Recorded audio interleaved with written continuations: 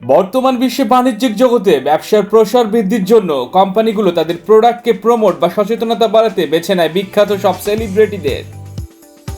1997 সালে Bangladesh ICC trophy champion হলেও point টেবিলের নিচের সারিতে থাকা প্রতিযোগী দেশসমূহ উত্তর ও দক্ষিণ আমেরিকার বারমুডা, কানাডা, যুক্তরাষ্ট্র ও সদ্য বিশ্বকাপ জয়ী মেসির আর্জেন্টিনা সহ তথা আমেরিকার ক্রিকেট বাজারকে ধরতেই সেই পথে সুকৌশলে হাঁটল আইসিসি। আর এজন্যই 2024 টি-20 বিশ্বকাপে কিংবদন্তি স্প্রিন্টার উসাইন বোল্টকে ব্র্যান্ড অ্যাম্বাসেডর হিসেবে নিযুক্ত করেছে ক্রিকেটের এই সর্বোচ্চ সংস্থাটি। 8বারের অলিম্পিক গোল্ড মেডেলিস্ট এই জামাইকান এক সাক্ষাৎকারে বলেন, খেলাটি আমেরিকায় আনা ক্রিকেটের জন্য একটি বড় ব্যাপার হবে। এটি বিশ্বের বৃহত্তম একটি ক্রীড়া বাজার।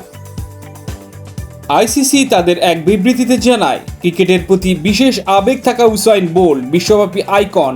টি-20 বিশ্বকাপের জন্য দূত হিসেবে তাকে পেয়ে আইসিসি বেশ রোমাঞ্চিত। এই তালিকায় আরও আছেন ক্রিকেটের ইউনিভার্স বস ক্রিস গেইল এবং 2007 সালে টি-20 বিশ্বকাপে 1 ওভারে 6 বলে 6টি ছক্কা হাঁকানো যুবরাজ সিং। স্টুয়ার্ট ব্রডের ওই ওভারে 36 রান নেয়া যুবরাজ সিংকে এই ইভেন্টের ঠিক 36 দিন পূর্বে ব্র্যান্ড অ্যাম্বাসেডর হিসেবে নিয়োগ দিয়ে এই মহাযজ্ঞকে কতটা আকর্ষণীয় ও ক্যালকুলেটিভ হবে তারই প্রমাণ দিচ্ছে আইসিসি। দর্শক, আপনারা দেখছেন প্রিজমা এন্টারটেইনমেন্ট টিভি। ভিডিও ভালো লাগলে লাইক, কমেন্ট এবং সাবস্ক্রাইব করবেন।